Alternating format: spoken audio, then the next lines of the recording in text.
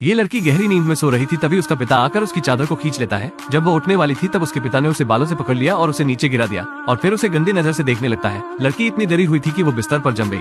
अगले दिन उसके पिता को याद नहीं था कि कल रात क्या हुआ था। वो अपनी बेटी से खुशी खुशी बात करने लगता है, लेकिन बेटी ने उसे देखा और बिना कुछ खाए वहाँ से चली जाती है। पिता हैरान था, लेकिन वो इसके बारे में ज्यादा नहीं सोचता है। लेकिन फिर कुछ और इससे भी ज्यादा बुरा होने लगता है। माँ, जो बिल्कुल सीधी सादी हुआ करती थी, आज असामान्य रूप से चिड़चिड़ी बन जाती है। उसने भोजन को काट दिया और यहाँ तक कि फिर उसने इसे हिंसक रूप से परोसा। परिवार ने सोचा कि आज उसका मूड ठीक नहीं है, इसलिए कोई उनसे कुछ नहीं बोलता है। लेकिन उन्हें यह महसूस नहीं हुआ कि जब उसने भोजन देखा तो वह ऐसे खा रही थी जैसे उसने कई दिनों से कुछ नहीं खाया था। वो भोजन से अपने मुंह भर लेती है। उसकी माँ को इस तरह से खाना खाते देखकर उसका बेटा भी खाने को खाने लगता है, लेकिन वो तुरंत मुंह से निकाल देता है क्योंकि खाना इतना नमकीन था कि वो उसे बड़ी आंखों से घूरने लगता है। जब उसके मुंह में खाना नहीं आ रहा होता है तो वह अपने बेटे को इसे खत्म करने के लिए देने लगती है। बेटा घबरा जाता है, इसलिए पिता को उसके बचाव में आना पड़ता है। यदि यह अच्छा नहीं है तो इसे न खाए। मुझे एहसास नहीं था कि यह टिप्पणी माँ को पूरी तरह से प्रभावित कर देगी। पूरा परिवार स्तब्ध था। माँ इस तरह कैसे बन सकती है।